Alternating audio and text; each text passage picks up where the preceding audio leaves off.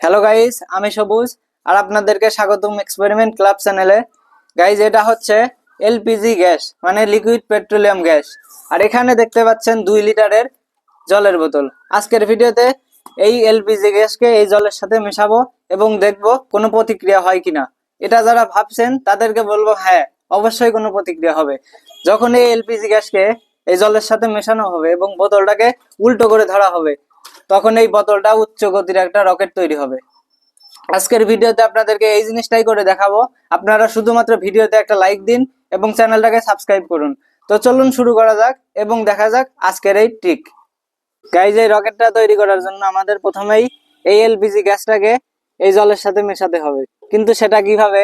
যখনই আমরা এই গ্যাসকে বের করব তখনই হাওয়া হয়ে ঠিক এইরকম উড়ে যাবে।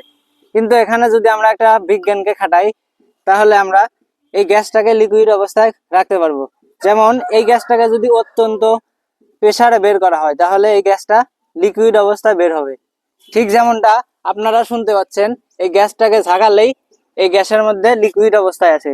ঠিক যেমনটা কোনো বোতলের মধ্যে জলকে ঝাঁকালে মনে হয়, যদিও এটা জল নয়, এটা লিকুইড পেট্রোলিয়াম গ্যাস। তো এইবার আমরা খুব সহজেই একটা চিমটার সাহায্যে এই গ্যাসটাকে লিকুইড অবস্থায় বের করব। গাইস, সবচেয়ে প্রথমে সেফটি ফার্স্ট।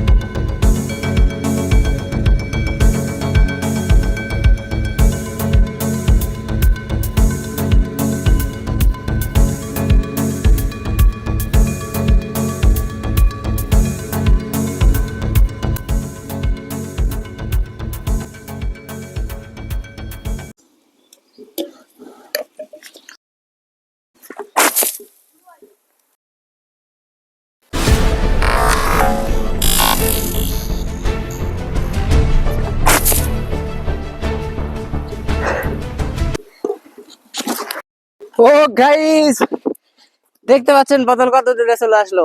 আসলে এত ছোট আর এত অল্প পরিমাণে এলপিজি দেওয়া সত্ত্বেও কিভাবে এই বোতলটা আকাশে উড়ে গেল, এটা আশ্চর্য বিষয় না?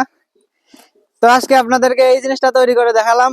আশা করি এই জিনিসটা আপনাদের ভালো লেগেছে। যদি ভালো লাগে থাকে তাহলে আপনারা ভিডিওতে একটা লাইক দিন এবং চ্যানেলটাকে সাবস্ক্রাইব করুন। আর এইরকম মজাদার ভিডিও দেখতে হলে আমাদের সঙ্গেই থাকুন। আশা করি ভিডিওটা আপনাদের ভালো লেগেছে। অপেক্ষা করুন পরবর্তী ভিডিওর জন্য। ততক্ষণ পর্যন্ত জয় হিন্দ, জয় ভারত।